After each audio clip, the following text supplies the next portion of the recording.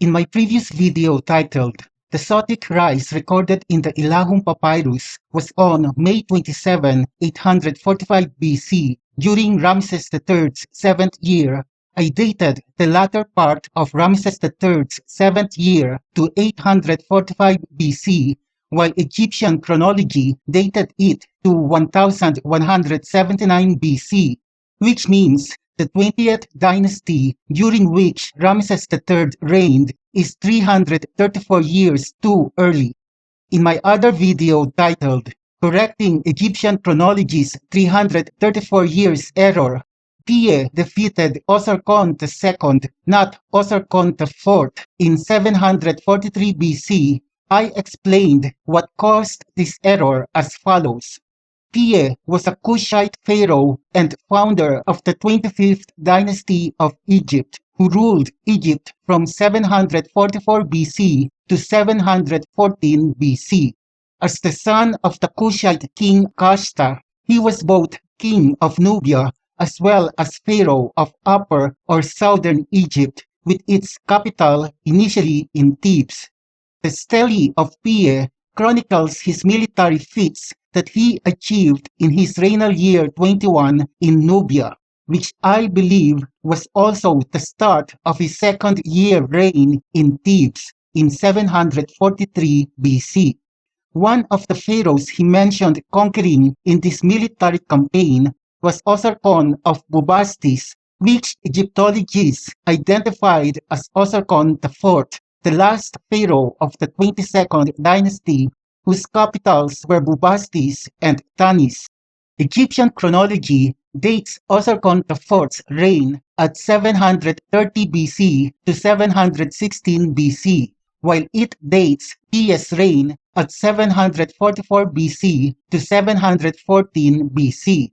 It is quite obvious that Egyptologists interpreted the regnal year 21 mentioned in Pie's stele as his 21st regnal year as pharaoh of Egypt, without including his earlier reign as king of Nubia before becoming pharaoh. In my opinion, this is incorrect, and I believe this is where the root of the problem is in the current Egyptian chronology that resulted in dating the periods of dynasties earlier than the 25th dynasty of Pie 334 years too early. In my revision of the Egyptian chronology, the Osarkon of Bubastis whom Pie subjugated was Osarkon II and not Osarkon IV. Osarkon II was also a pharaoh of the 22nd dynasty, just like Osarkon IV, but Osarkon II's first regnal year was 142 years earlier than the first regnal year of Osarkon IV. I have no revisions to the dating of the 24th, the 25th, and the 26th dynasties of Egypt, as my revisions apply only to dynasties that came before them, all the way to the first dynasty and the pre-dynastic period of Egypt. However, Egyptologists oppose redating Egyptian dynasties to 3 centuries later than that given by the conventional chronology. This is because, according to them, it would revise the linked chronology of Hittite history and would need a revision of the chronology of Assyrian history before 911 BC. Given the dependence of Hittite and Assyrian chronology on Egyptian chronology, a lowering of Egyptian dates would result in reduction or complete removal of the Anatolian Dark Age that resulted after the fall of the Hittite Empire. Now allow me to explain why any revision of Egyptian chronology should result in a revision of Assyrian history only before 911 BC, but not on or after 911 BC. In the history of Assyria, the eponym dating system was a calendar system for Assyria for a period of over 1,000 years. Every year was associated with the name, an eponym of the Limu, the official who led that year's New Year festival. The most well-known Limu lists run from 911 BC through to 631 BC and have been dated with the aid of the canon of Ptolemaios that coincides with dates from the canon between 747 and 631 BC. The canon of Ptolemaios was a dated list of kings used by ancient astronomers as a convenient means to date astronomical phenomena such as eclipses. For a period, the canon was preserved by the astronomer Claudius Ptolemy and is thus known sometimes as Ptolemy's canon. It is one of the most important bases for our knowledge of ancient chronology. Thus, it can be safely said that Assyrian chronology, starting from 911 BC and forward, is reliable and unchangeable, and on this I agree with. For this reason, my revision of the Assyrian chronology involves only those kings which historians dated earlier than 911 BC. Looking at the entire list of Assyrian kings, these kings will be those who ruled before the establishment of the Neo-Assyrian Empire dated by historians between 911 BC to 609 BC. The Middle Assyrian Empire dated between 1363 BC to 912 BC was the empire or dynasty that immediately preceded the Neo-Assyrian Empire, at least according to historians. However, I disagree with this. I believe the Neo-Assyrian Empire, whose earliest king was Ashurdan II, was synchronous with the Middle Assyrian Empire, starting from its sixth king Tukulti-Ninurta I. A Middle Assyrian age letter from the Babylonian king Adad-Shuma-Usur is addressed to the kings of Assyria rather than the king of Assyria, a possible reference to there being two simultaneous kings. Adad-Shuma-Usur was the 32nd king of the third or Kassite dynasty of Babylon, whose reign was dated circa 1216 to 1187 BC and was therefore the contemporary of Tukulti-Ninurta I, the sixth king of the Middle Assyrian Empire. Another Babylonian letter, this one to Ibashi-Ili, explicitly referred to him as the king of Assyria. After conquering the Mitanni kingdom and establishing administrative districts there, the Middle Assyrian king Shalmaneser I, the fifth king of the Middle Assyrian Empire, named his brother Ibashi-Ili as Grand Vizier and king of Hanigalbat in the territory of the kingdom of Mitanni. Though they are often ignored in historiography, it is possible that the line of kings in Hanigalbat constituted a junior line of Assyrian co-rulers who were blood relatives of the kings of Assyria ruling in Assur. These Hanigalbat kings, therefore, had authority and prestige beyond simply being grand viziers. I actually believe Hanigalbat was the second capital of Assyria, in addition to Assur, as early as the Middle Assyrian Empire. The main reason why historians were led to believe the Neo-Assyrian Empire followed the Middle Assyrian Empire and not synchronous with it is because they differentiated between Ashurdan I, the 11th king of the Middle Assyrian Empire, and Ashurdan II, considered the earliest king of the Neo-Assyrian Empire. But on the contrary, I actually believe Ashurdan I and Ashurdan II were one and the same person. Just like in the case of Persian kings, there were no appellations such as the first, the second, and so on among Assyrian kings having the same name. And in my video titled Daniel 70 Weeks Part 1, Correcting Errors in Persian Chronology by Redating Historical Eclipses, I showed how chronological errors were made when astronomical tablets were assigned to the wrong kings whose names were shared by more than one Persian king, like in the case of Artaxerxes I and Artaxerxes II. Ashurdan II was an Assyrian king who officially called himself King of the Universe in addition to his earlier title of King of Assyria. Ashurdan II was best known for recapturing previously held Assyrian territory and restoring Assyria to its natural borders. In addition, he successfully expanded Assyrian territory surrounded by formidable foes and established a provincial administration that once again transformed Assyria from a territorial power to an imperial power known as the Neo-Assyrian Empire. The Neo-Assyrian Empire was a diverse and multi-ethnic state from people from many tribes of different origins. Thus, Ashurdan II can rightfully call himself King of the Universe and not just King of Assyria. And to distinguish his feats and accomplishments as King of the Universe as opposed to his accomplishments as King of Assyria, which he previously held, I believe Ashurdan II asked his scribes who recorded his activities to start a separate record when he first called himself King of the Universe. Ashurdan I's reign lasted for 46 years, while Ashurdan II's reign lasted for 23 years.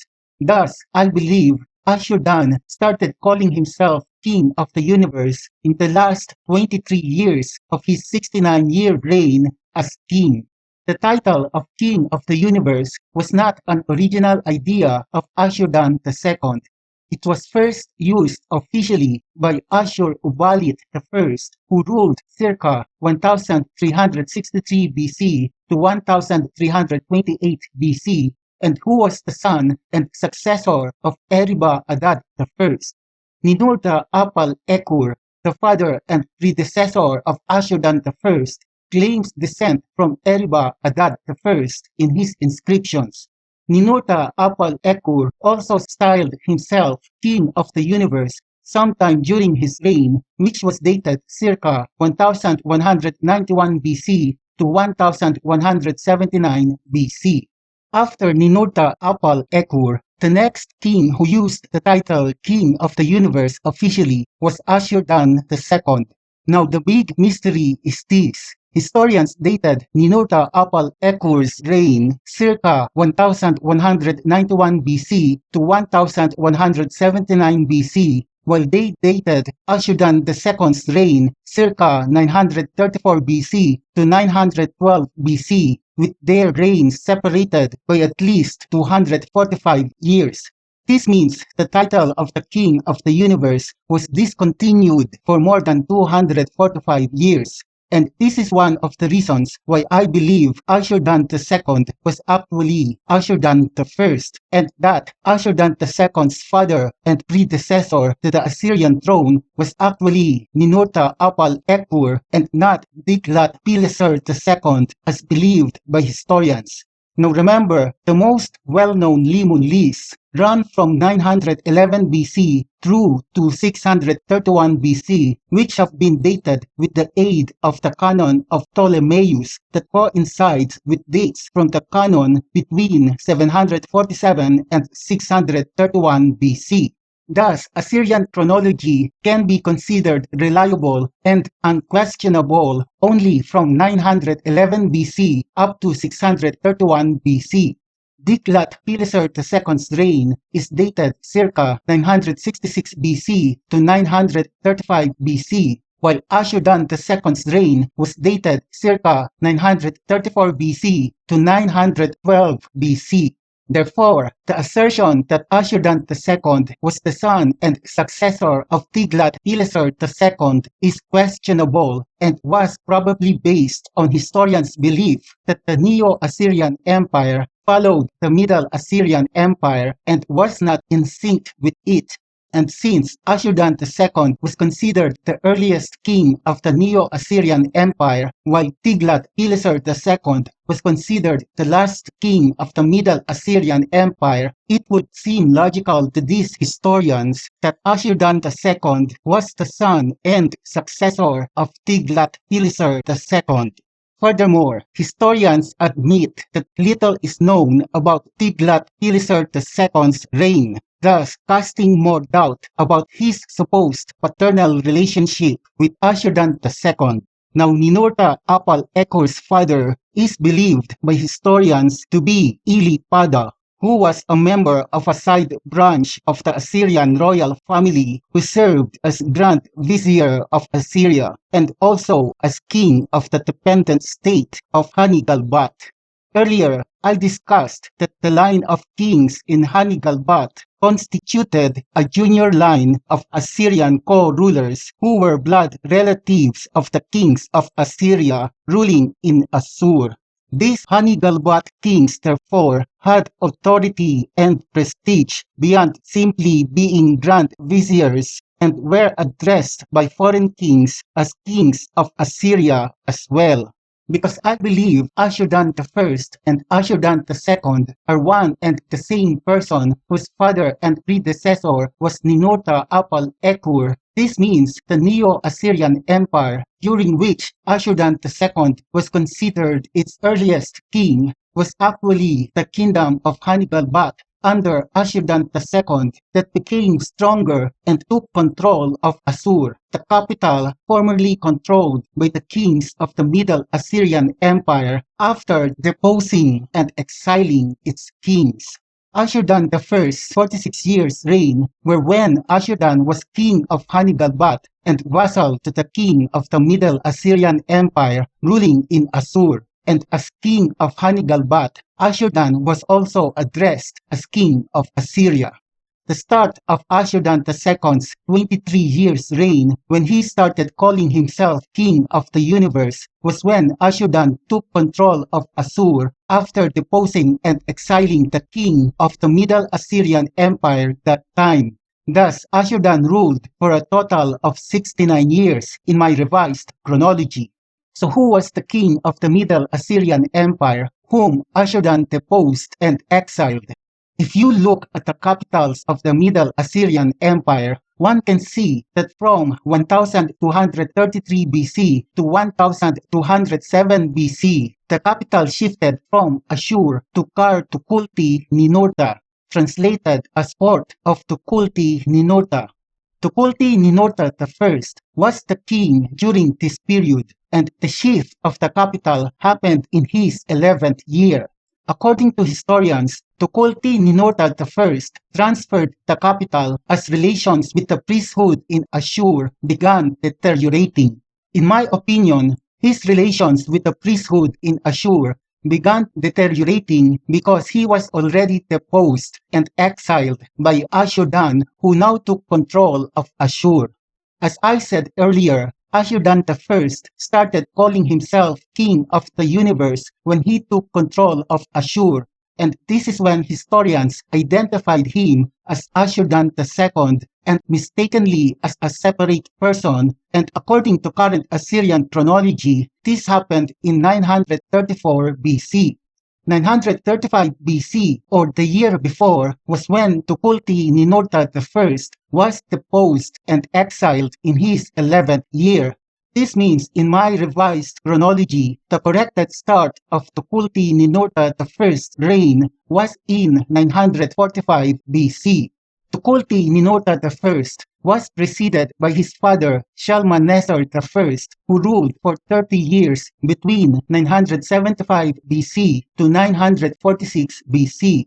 Shalmaneser I was preceded by his father Adad-nirari I, who ruled for 32 years between 1007 BC to 976 BC. Adad-nirari I was preceded by his father Arik-den-ili, who ruled for 12 years between 1019 BC to 1008 BC. Arik-den-ili was preceded by his father Enlil-nirari, who ruled for 10 years between 1029 BC to 1020 BC. Assyrian chronology dates the start of Enlil-nirari's reign at 1327 BC, while I dated it to 1029 BC. This means Assyrian chronology is 298 years earlier than my chronology up to this point. 298 years is 36 years short of the 334 years error I expect for my revised version of the Assyrian chronology to match with my revision of the Egyptian chronology. Now, if you look at Enlil-Nerari's supposed predecessor and father, Ashur-uballit I, he ruled for 36 years, which is the same number of years I need for my revised Assyrian chronology to match exactly with my revised Egyptian chronology.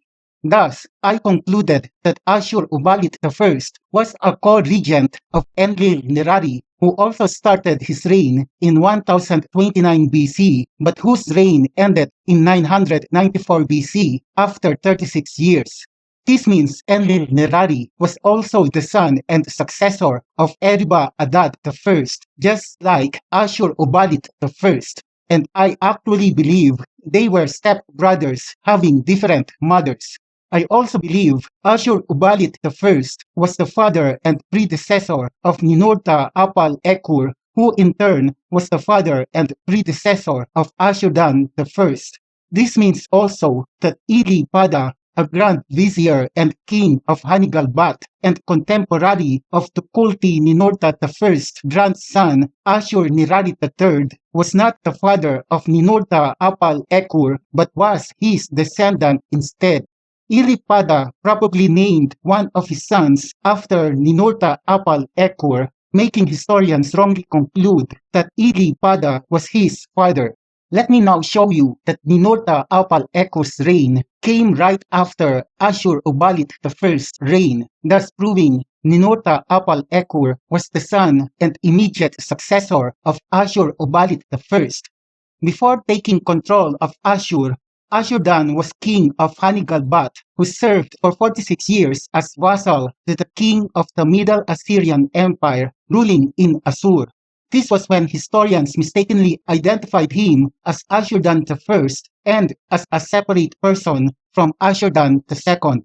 In my revised chronology, these 46 years preceded Ashurdan II's reign between 934 BC to 912 BC. Thus, Ashurdan I's corrected regnal years should be from 980 BC to 935 BC. Ashurdan I was preceded by his father Ninurta-Apal-Ekur, who ruled for 13 years between 993 BC to 981 BC. Now, I dated Ashur-uballit I's reign between 1029 BC to 994 BC. Which means Ninurta-Apal-Ekur, whose reign started in 993 BC, was the immediate successor and therefore son of Ashur-uballit I. And since Ninurta-Apal-Ekur was related to the kings of Hanigalbat via his descendant Ili-Pada, I believe Ashur-uballit I was also related to the kings of Hanigalbat via his mother, one of the wives of Eriba-Adad I. Hanigalbat was part of the territory of the kingdom of Mitanni, and during the reign of Eriba-Adad I, a pro-Assyria faction appeared at the royal Mitanni court, which enabled Assyria to finally break Mitanni influence upon Assyria, and in turn make Assyria an influence on Mitanni. Ashur-uballit I and his descendants via his son Ninurta-Apal-Ekur were the kings of Assyria who controlled Hanigalbat, which I consider the second capital of Assyria as early as the Middle Assyrian Empire period. On the other hand, Enlil-Nerari, the step-brother of Ashur-uballit I, as well as Enlil-Nerari's descendants, were the kings of Assyria who controlled Assur, the first capital of Assyria. Starting from the 11th year of Tukulti-Ninurta I, the great-great-grandson of Enlil-Nerari, this royal line lost control of Assur and was exiled to Kar-Tukulti-Ninurta until its last descendant, Enlil-Kudurri-Usur. And as I mentioned earlier, Tukulti-Ninurta I lost control of Assur in the hands of Ashurdan, grandson of Ashur-uballit I, in Ashurdan's 47th year reign. Tiglath-Pileser II was the last king of the Middle Assyrian Empire, and it is important to discuss how this dynasty ended. However, I need to correct one error in the chronology of kings of the Middle Assyrian Empire first. Ashur-Rabi II ruled for 41 years and was the son of Ashur-Nasirpal I. and yet he was listed as the successor of his nephew Ashur-nirari IV, the son of his elder brother Shalmaneser II, who succeeded Ashur-nasir-pal I. I believe Ashur-rabi II was a co-regent of his elder brother Shalmaneser II, who both succeeded their father Ashur-nasir-pal I after their father's death. Shalmaneser II reigned for 12 years and was succeeded by his son Ashur-nirari IV, who was Ashur-rabi II's nephew.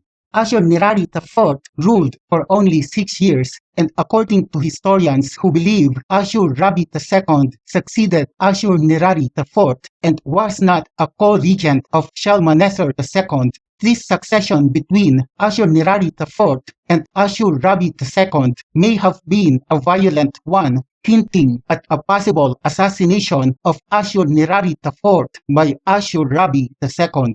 Now, because I believe Ashur-rabi II, who ruled for 41 years, was a co-regent of his elder brother Shalmaneser II, who ruled for 12 years, who in turn was succeeded by Shalmaneser II's son Ashur-nirari IV, who ruled for 6 years. The actual number of years that Ashur-rabi II ruled after the reign of Ashur-nirari IV was only 23 years, and not 41 years. Thus, the regnal years of the two kings who succeeded Ashur-rabi II, namely Ashur-resh-ishi II and Tiglath-pileser II, were dated 18 years too late. Current Assyrian chronology dated Tiglath-pileser II's final year to 935 BC, but after applying an 18 years correction, this date should have been 953 BC instead. Also, the number of years between the end of Ashur-dan I's reign, currently dated at 1133 BC, and that of Tiglath-pileser II's final year at 953 BC were 180 years. My revised Assyrian chronology dated Ashur-dan I's final year at 935 BC, so that the end of Tiglath-pileser II's reign should be dated at 755 BC in my opinion. Also, Tiglath-pileser II ruled for 32 years, so his regnal years according to my revised Assyrian chronology is 786 BC to 755 BC, which makes him a contemporary of Jeroboam II, who is believed to be the king of Israel during the timeline of the prophet Jonah. Now, 755 BC was when Ashur-nirari V of the Neo-Assyrian Empire succeeded his brother Ashur-dan III.